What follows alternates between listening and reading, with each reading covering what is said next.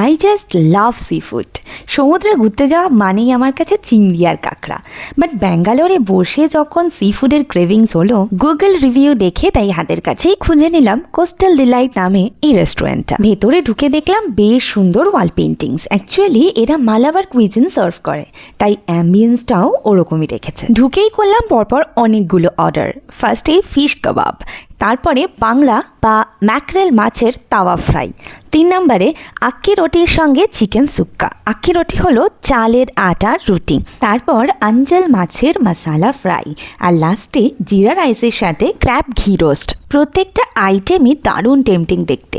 আর এই আক্কি রুটিটা আমি প্রথমবার শুনলাম বলেই ভেতরে গেলাম দেখতে এটা তৈরি হয় কি করে। আমি তো ভেবেছিলাম এটা অন্যরকম কিছু জিনিস, বাট না, এটা নর্মাল রুটির মতনই, বাট আটাটা চালের আটা ইউজ হয়। এছাড়াও দেখলাম মাছগুলোর তাওয়া ফ্রাই হচ্ছে, আর ওইদিকে তৈরি হচ্ছে ক্র্যাব ঘি রোস্ট। বেশ কিছু আইটেম আছে যা আমি ফার্স্ট টাইমই ট্রাই করছি, যেমন এই যে ফিশ কাবাব, এক প্লেট নিয়েছিল 175 টাকা।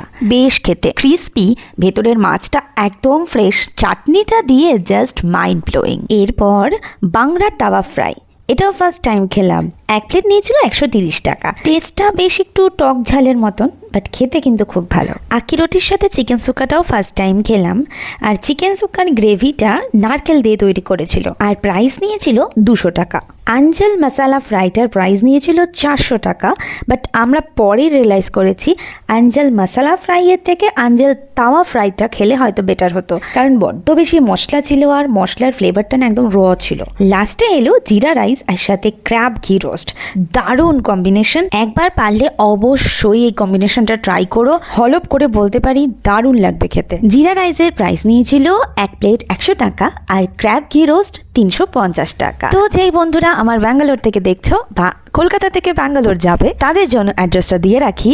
কোস্টাল ডিলাইট রেস্টুরেন্টটা ঠিক চিক্কা বিদারাকাল্লু মেট্রো স্টেশনের একদম কাছেই। তো চলো আজকের জন্য এখানেই, দেখা হচ্ছে আবার নতুন কোনো মিনি ভ্লগে।